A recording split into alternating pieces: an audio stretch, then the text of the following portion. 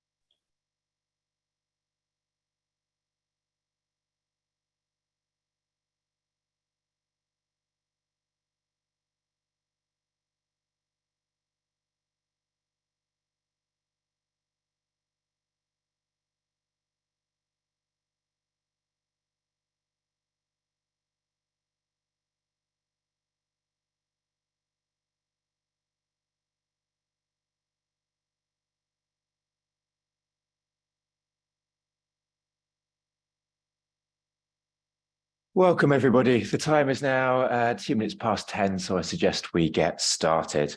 I would like to begin by welcoming those members of the public and press who have joined us today for this meeting of the Highways and Transport Committee. I don't think there's many out there, but hopefully some people are tuning in online. The County Council allows filming and photography at its public meetings, so please feel free to take pictures and post to social media during the meeting. Can I ask so that everybody present turns their mobile phone to silent or vibrate while the meeting is taking place? Please be aware this meeting is being live streamed and that a recording of this meeting will be available to view on the County Council's website. There is no fire alarm scheduled for today, so if the alarm sounds, please leave by the nearest marked fire exit and assemble at the rear of the building by the lunch area. Item 1 on the agenda is apologies for absence and declarations of interest. With the Democratic Services Manager, please report any apologies for absence. Over to you, Dan. Thank you, Chair. We've received apologies from Councillor Launda Dupre and Councillor Neil Goff is subbing for her, Councillor Peter MacDonald and Councillor Graham Wilson is subbing for him, and also Councillor Ryan Fuller. Thank you very much, Dan. Does any member wish to declare any disposable pecuniary interest or non-statutory disclosable pecuniary interest? Oh, Councillor King. This is not an interest, Mr. Chairman. Well, I'm very interested in the meeting, obviously, but I notice we've got a new officer here, and I wonder if it would be appropriate for him to introduce himself. Let's do declarations of interest first, and then I'll handle. Does anyone have any declarations of interest? No. In that case, then, Frank, would you like to introduce yourself to everyone? Yeah, thank you, Chair. So good morning, members. I'm Frank Jordan, Executive Director for Place and Sustainability. Been in post for about 4 weeks, so it's nice to see you all, members. And I'll be a key member, obviously, in terms of supporting this committee going forward. Yeah, thank you. And can I just say, Chairman, welcome to Cambridgeshire, Frank, and hope you enjoy your time here. And would it be appropriate, Chair, do you think, for us to just do a quick round of introductions so Frank knows who we are? Your choice. I think Frank is going to be meeting all of us individually, so I'll leave that one for now, given brevity rather than having all our life stories. And I think Frank said that he's going to try and get around to meet all the members anyway, so hopefully that'll be a proper chance to meet everyone. He'll get a feel for I'm sure he'll get a feel for the state of our roads very quickly.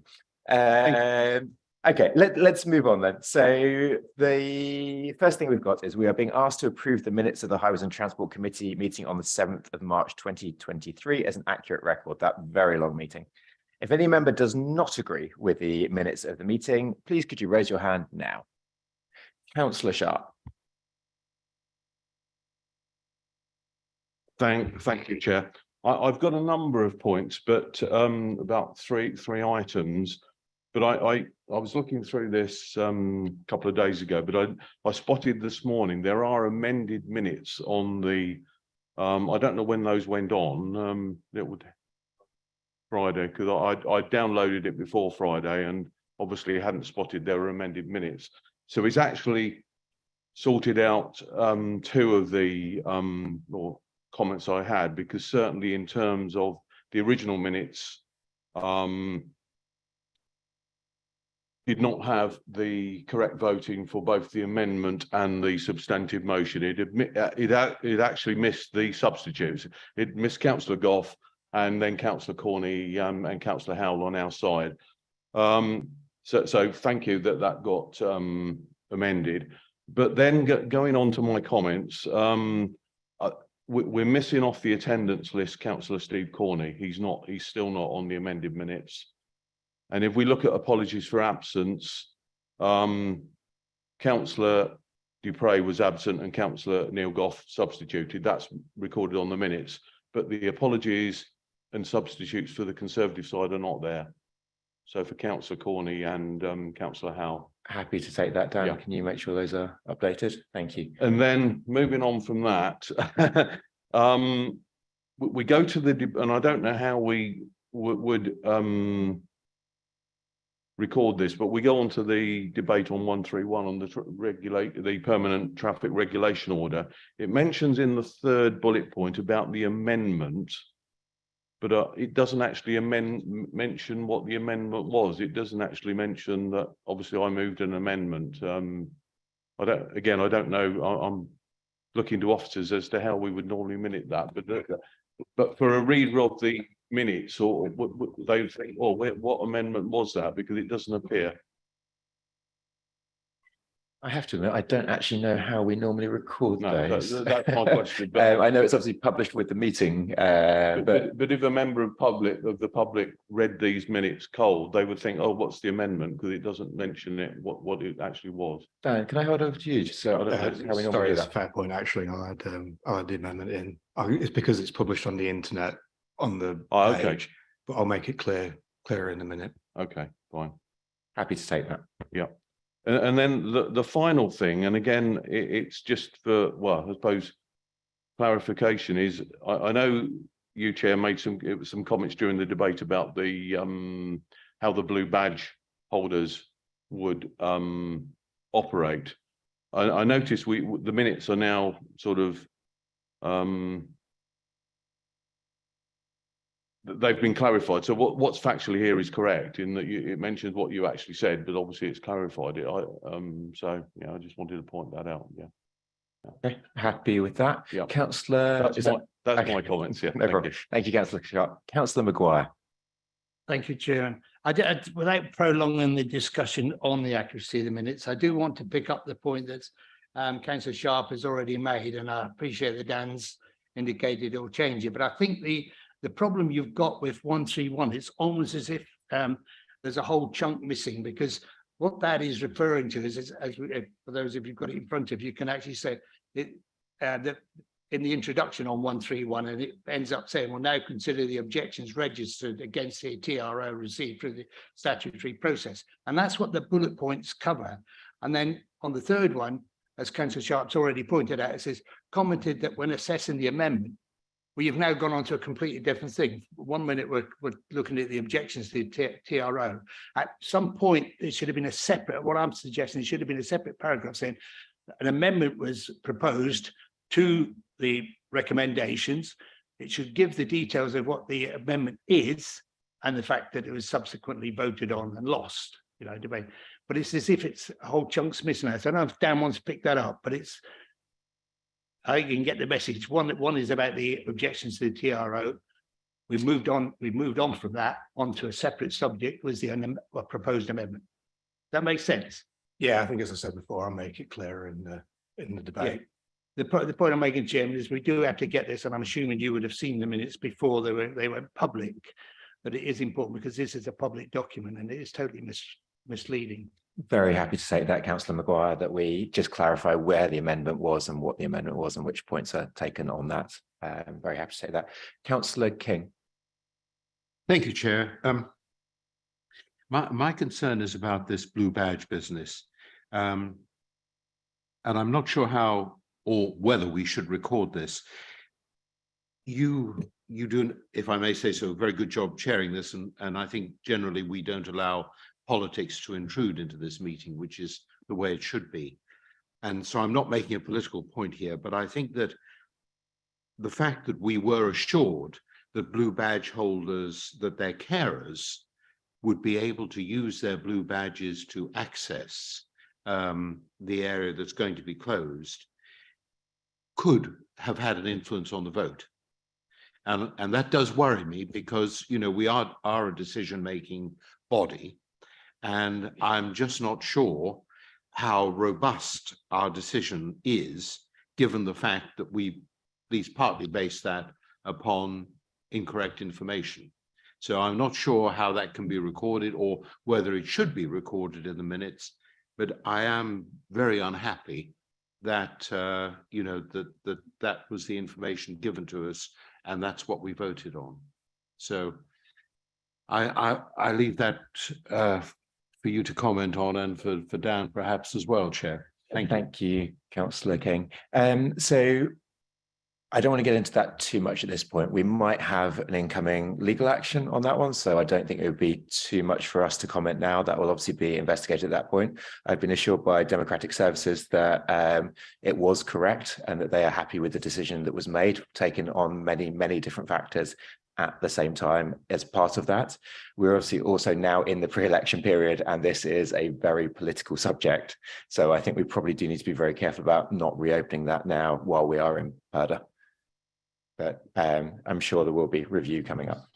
Okay, I think there is at least anyway a lesson for the future there, that particularly if we have something that is finely balanced and so contentious, we do need to be very clear that what we're saying is correct. So I agree, Councillor King, but I also feel like the papers as set out are what we need to make the final decision on. That is where it is made very clear in all of that. So thank you on that one. Does anyone else have anything else? Councillor Maguire. Thank you, Chairman. Just the point that Councillor King has just made has just made me start thinking about something. Can I just seek clarification? First of all, you mentioned purdah. the best of my knowledge, and again, I'll get legal advice on that. So I have no indication that this council, whether we're in Purdah, this council has no elections. This district, we have no elections here in Cambridge and Huntingdonshire, for instance. So to the best of my knowledge, we're not in this council. Cambridge City has elections. Sorry? Right now. Cambridge City has elections. Yeah, I where this appreciate is that, Chairman, discussing. but I'm talking here from the county council's point of view.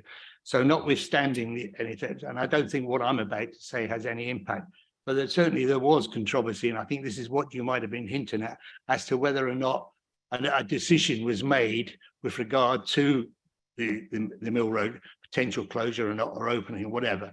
And as far as I know, we made that decision. I know there's some argument going on as to what that is. And I mean, as some of you know, I've been on this council quite a long time. I've never seen such a thing, but as far as I was concerned, a decision was made at our last meeting. Though some of us were against it. But what I wanted to pick up in particular, and I'll leave you to obviously the legal eagles are trying to sort something out there, but I hope we will get clarification as to whether we made a decision or not. I think we did. What I do want to point out though, is I'm slightly confused by the point, and I should have picked it up earlier on the minutes, but when it talks about blue badge holders and carers. Now, as I understood, and I know that Councillor Bird was very keen to make sure that blue badge holders, there was some sort of dispensation for them in the event of the eventually closure, the blue badge holders. The blue badge holders, of course, is a national scheme. We operate it under our specific things. So you can have, for instance, labour special parking spaces for blue badge holders. Blue badge holders, I think we allow them to choose two cars. The badge holder can be in either of those two cards, and I think the driver. But carers is a different thing. For instance, my wife is a carer. She's not entitled to a blue badge. She's not entitled to any special arrangements. And we've had this, particularly in Cambridge City in the past, Chairman, when we've been talking about residence parking schemes and the importance of making allowance for people who have got carers. How can they get around the residence parking scheme problem? And I think that needs clarity as to whether we're talking in regards to Mill Road, as to whether blue badge holders can be, you can register up to 2 vehicles, as opposed to carers. By carers, do they mean the person who's driving the blue badge holder? Could be a member of the family. I don't want us to reopen the debate on this. I know you don't, Chairman, but the accuracy of our minutes, I'm sorry, on a point of order, the accuracy and importance of we get it right is important. On a point of order, that is an important aspect of our meeting. Otherwise, some of us are leaving these meetings terribly confused as to what is actually being agreed or not agreed. So I think while you may not want to re-enter the debate, but I think I'm talking about point of order. While I understand the accuracy of the meetings are very important, and we do want to make sure that is accurate, and luckily we do have Zoom recordings of all of this to be able to go back and find out.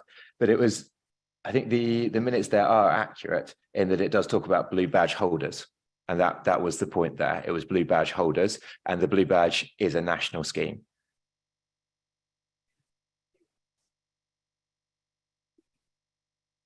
If you look at the bullet point that it talks about noted comments and arrangements to be made by the blue badge holders that would allow their carers. Yes, and then if you notice, it says it's then clarified that actually that isn't the case. If you notice the paragraph below, Councillor Maguire, that is exactly where that is clarified. On the, yes, okay. Does anybody else have any points? Councillor King. So this is on the action log, Chair, and it's highways operating standards. It was agreed that that would come back to our July meeting, but that isn't specified, and I would like to request that we stick with our July date for that, please.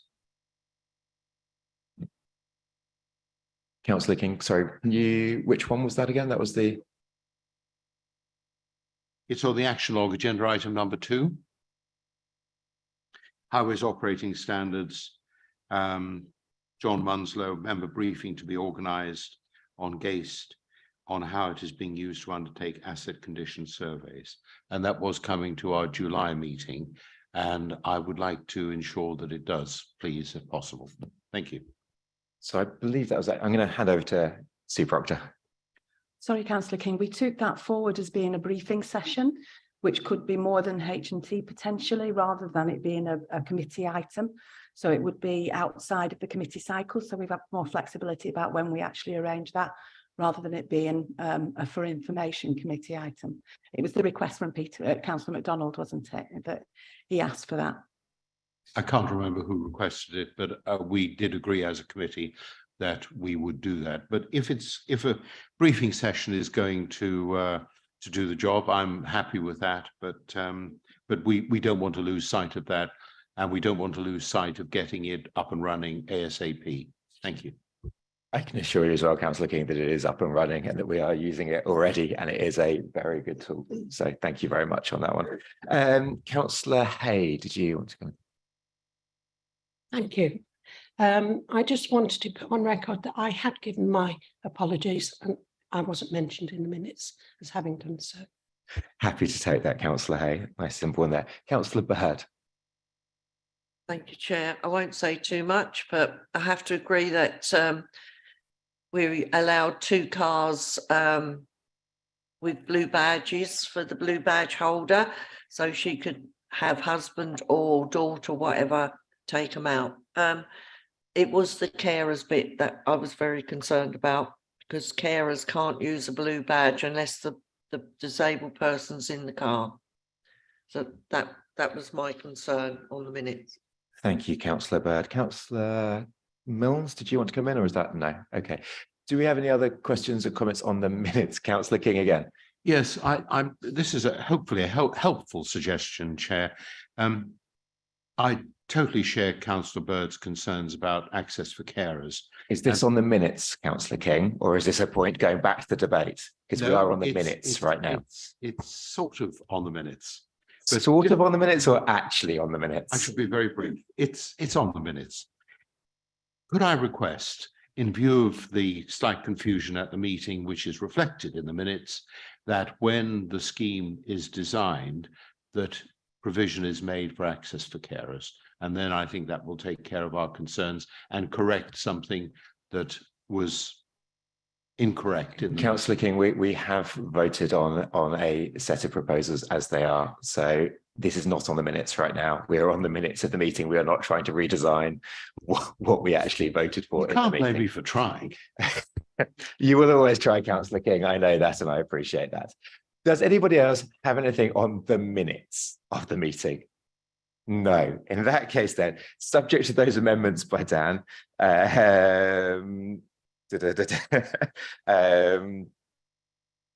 brilliant. Okay, so we're now being asked to note the updated action log. Sorry, I think we went into that one a little bit. Members, you have in front of you a further action log, of which copy has been placed on the website.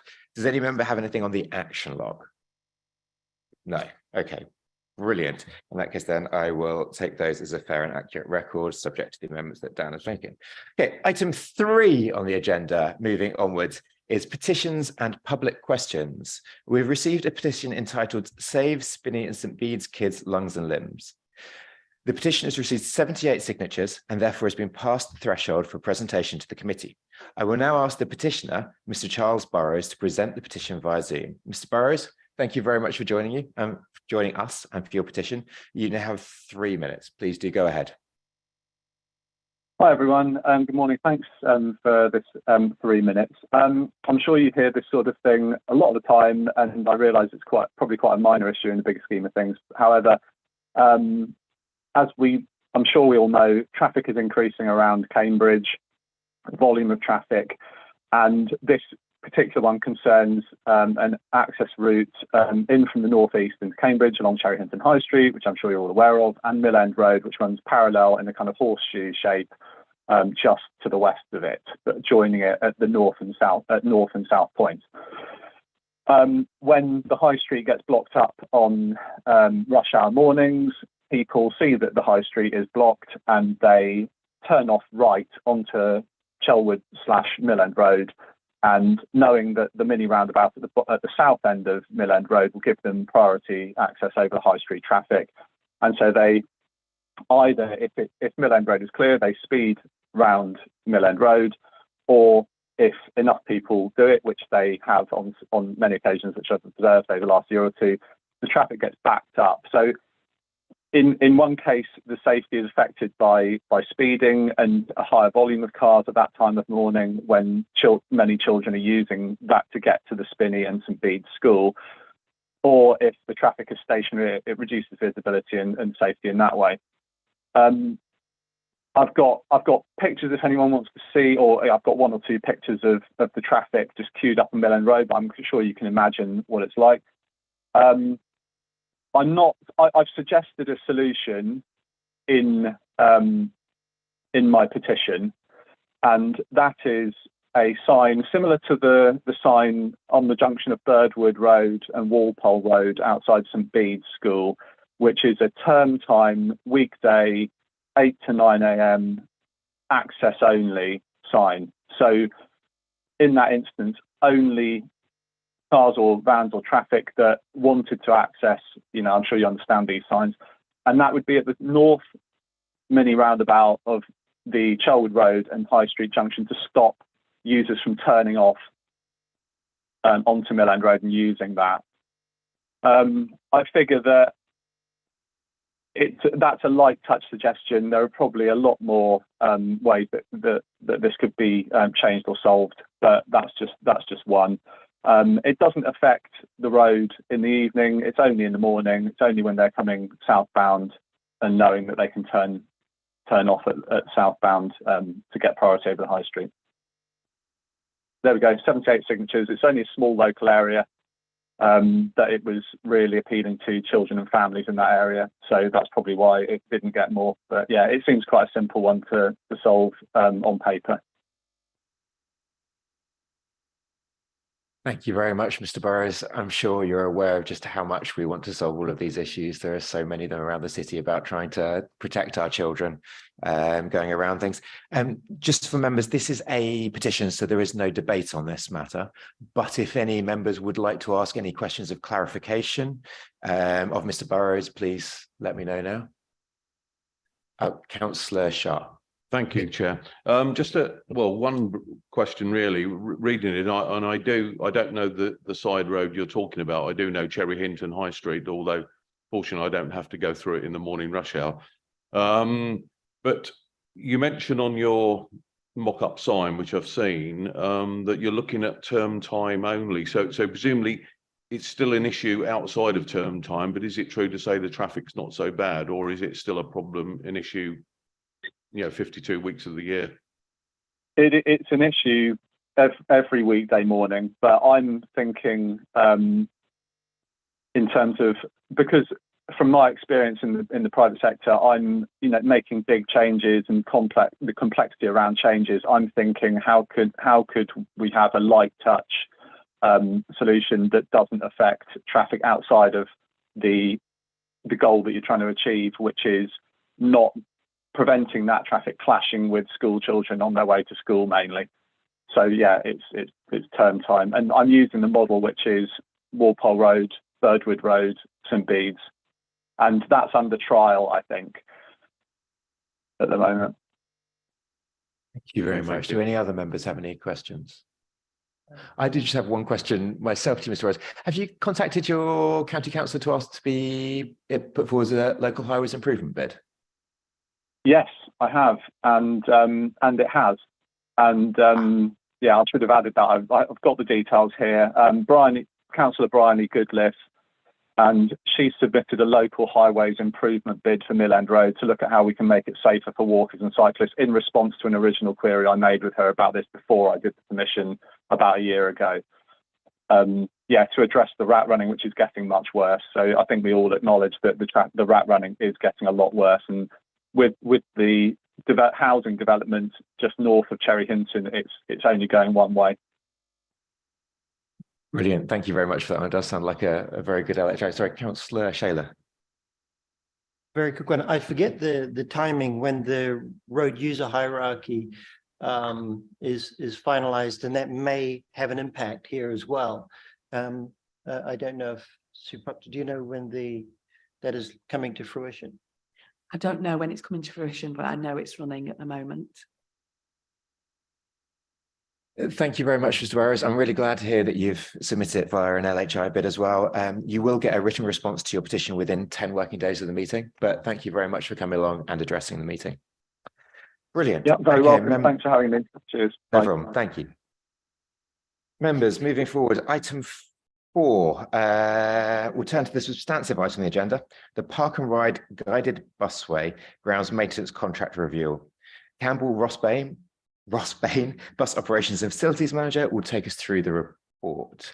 Over to Campbell. Actually, it's Sorry, Stu. no, it's Sorry. me. Over to I'm Sue. in disguise today, sorry. Yes, Campbell's away. So yeah, this report is asking for committee agreement to move forward with the re-procurement of the contract, which provides the ground maintenance for the park and ride areas and for the busway and the busway maintenance track, and to give a delegation to the executive director to award the contract and any subsequent extensions to that contract. Thank you very much. Members, we'll now move to any questions of clarifications and the debate. Does anybody wish to ask anything or open the debate? No? Brilliant. Oh, Councillor Sharp. I'll just kick it off then. Yeah, I mean, I've got no issues with the renewal. I'm in support of it. Obviously, and I know we discussed this in spokes, we need to obviously avoid bringing a single item like this to committee. Certainly those of us on this side who've got to now sit here for 2.5 hours before children and young people starts, or 3.5 hours. But obviously, yeah, I've got no disagreement. But all the point, and not trying to criticise officers, but we just need to make sure we can regularise it so it comes to a normal committee meeting rather than a one item committee meeting. Thanks. Totally agree, Councillor Sharp. We've gone from the biggest ever committee ever to the smallest ever committee, but that's fine. That's what happens. Who have I got? Councillor Wilson. Can I just ask one question of Sue? In adults and health, we've tended to go for some longer contract terms to encourage the market to develop properties and equipment and the like. If we have 3+1+1, is there any risk that some people will think, I'm not going to do this because the depreciation on an asset that I might need to buy is more than 3 years, and so I'm not going to invest in new material or new equipment? Would it be better for us to have a longer period? Thank you for that. So yeah, that's one of the reasons why we are going for a joint or a dual contract with South Cambridgeshire District Council, so that we add the value to the contract. So it's not a 5-year £1 million contract, it's a 5-year £2.85 million contract that we would be putting out to tender to give it that capacity that gets the sort of investment that would be required in it. This is the model that we ran the last time that we did this procurement, and we got a very effective and satisfactory service through that method. It also, I would just say that a shorter term contract gives us more flexibility moving forward as well.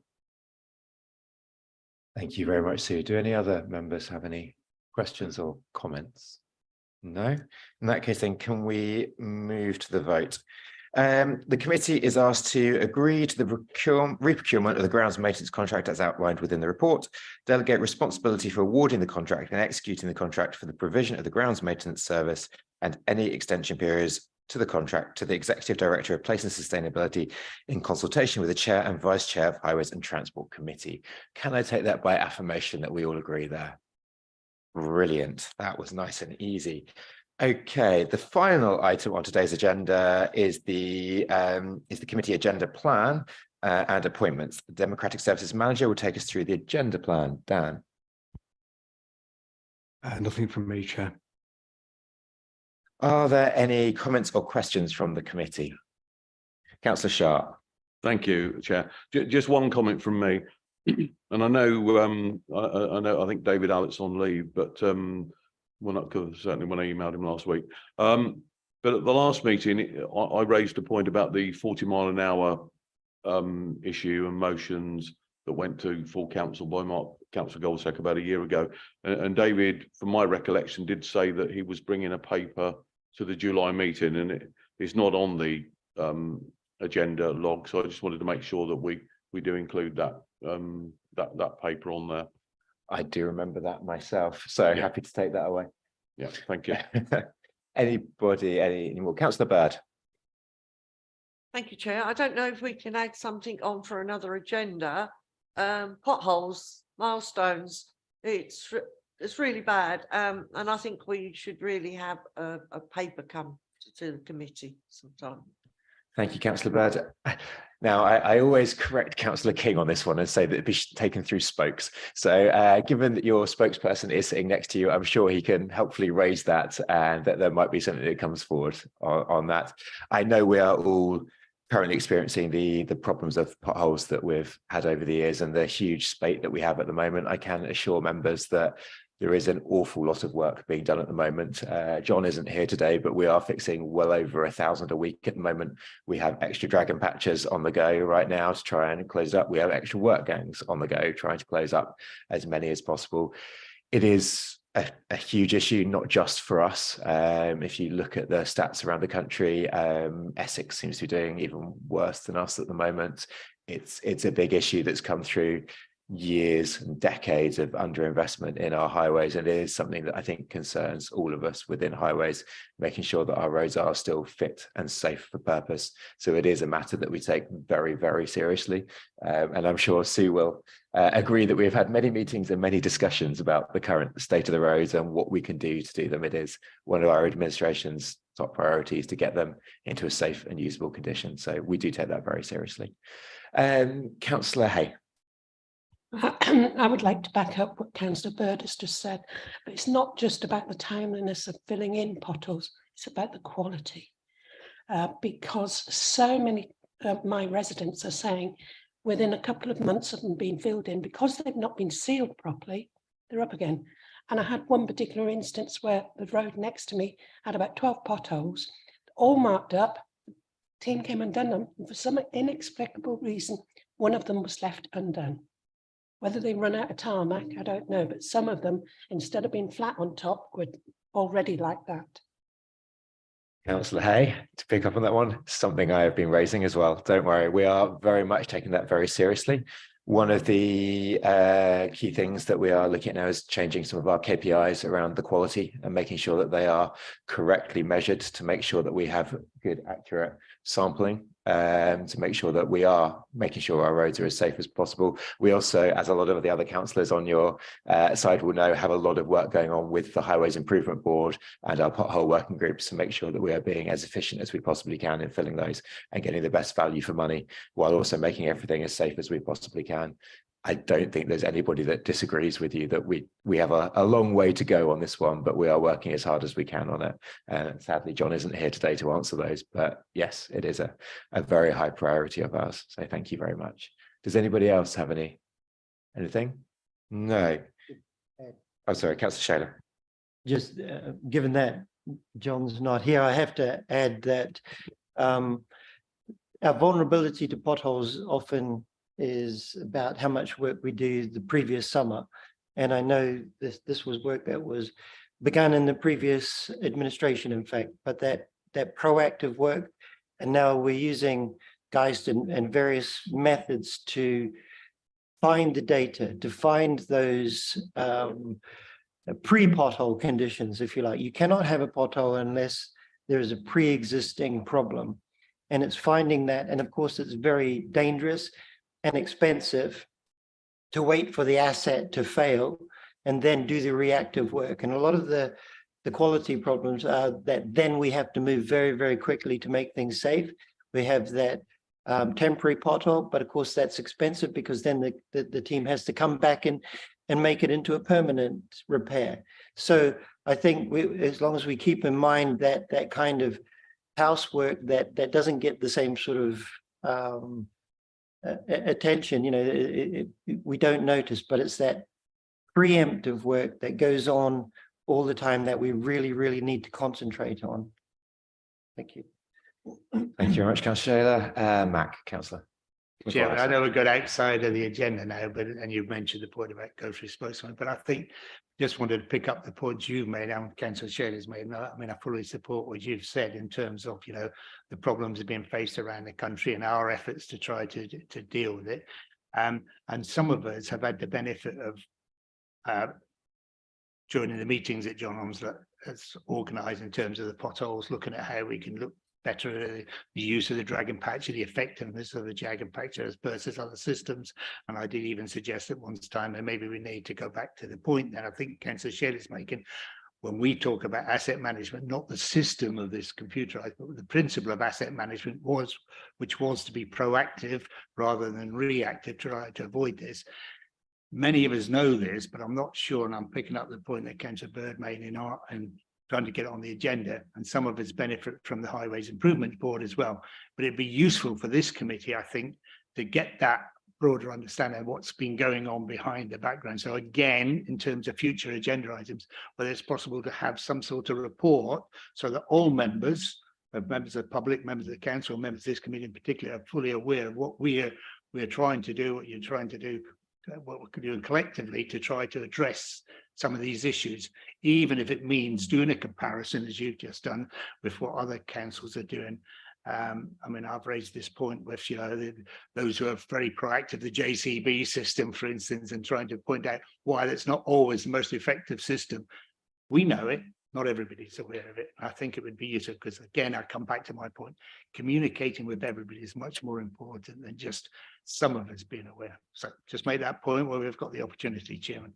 Yes, and Councillor Grant, I'm actually not sure it's a part for this committee, that one. Actually, I think it's a broader thing for all of members rather than being necessarily in this committee. So one thing you've probably noticed that we've started doing is sending out a bi-monthly service report, which has a lot of extra information on it. And I would take it away that maybe we need to add some more in there. I know John's been doing a lot in adding to that service report that goes out to all members on the work that is being done and the way that it works. But maybe we can take that away to add even more detail on there about that. But I do think it probably does need to be part of that service report that goes out to all members rather than this committee. One thing I would say as well, that we're very grateful that it looks like central government is going to give us a little bit more money this year, another 3 million. But obviously it's nowhere near enough given the historic underfunding that we've had from government of all of this. And what it's actually done is meant that every single administration council around has also received that money. So we're now in huge competition for resources. So what we actually need is reliable funding from government. And I would implore anybody here that has contacts within government to actually give us that reliable funding going forwards to be able to solve this, rather than just suddenly announcing in a budget you've got an extra £3 million for the year that you suddenly have to spend, that we need to resource up for that. And I want to say, firstly, how thankful I am to John and Sue and the team that we got in ahead on that one and have actually managed to get the resources where other councils haven't. But it's not tenable to be able to do that. So if anybody here does have any contact with power, should we say, please can you implore them to give us the funding on a long-term basis going forwards, because we desperately need it, but we also desperately need the staff and the resources to be able to implement it on the ground. Chairman, if I can just come back, I'm not sure if anybody within Cambridgeshire at all has any influence over what happens nationally, but I can take your point, and I think it's valid, and we've always said it, you know, you'd think to, but again, Cambridgeshire will very seldom be seen as a priority because we're not the worst case in so many cases, and it's, you know, whether we like it or not, you'll find people emphasising this northeast is worse, and you've said Essex is worse, so maybe Essex should get more pothole money than us. But I will come back to the point I made at one of our sessions, and it's worth I think the administration should seriously consider it. We took on board from the Public Loan Board, I seem to remember that, £90 million several years ago, which is now used up. That is part of asset management, and I think you should seriously consider it. You can't get it from, you know, central government, it's sufficient, and we'll never have enough money to really deal with all what we'd like to do to make sure our roads are fit for purpose. But there are still opportunities, and to me, it's still a major investment. And I think you know the point I'm making. I think you should we should seriously consider it in the future. There are many things to consider there, and I would point out that one of our local MPs.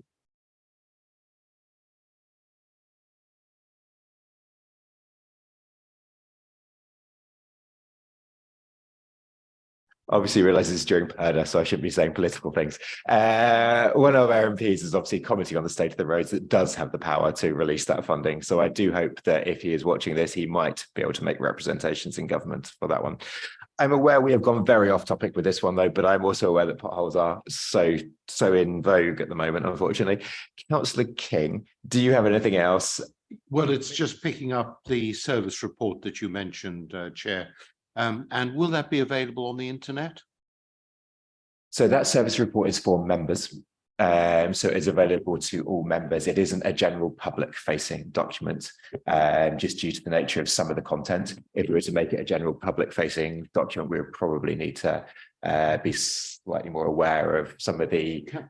Sorry, go ahead, Councillor. No, can I suggest then that perhaps we do consider doing a similar document specifically aimed at parish councils, because this is one of their major concerns. And I think that it's our responsibility to keep them informed. Thank you. I'm going to look at Sarah at the back and hope that we can do some comms on it and some other things around that. I know we have been doing lots of comms on potholes and what we're doing, but we will take that away as more to be sharing exactly what we're doing. Perhaps an edited version of the service report would be the easiest way. Thank you. Thank you, Councillor King. Okay, I'm hoping, unless I see anything else, that this concludes today's business, unless anybody else has anything else. Thank you to those members of the press and public who have joined us in person or are watching the live stream. But unless there's anything else, I now declare this meeting closed and you can all go about your day. Thank you very much.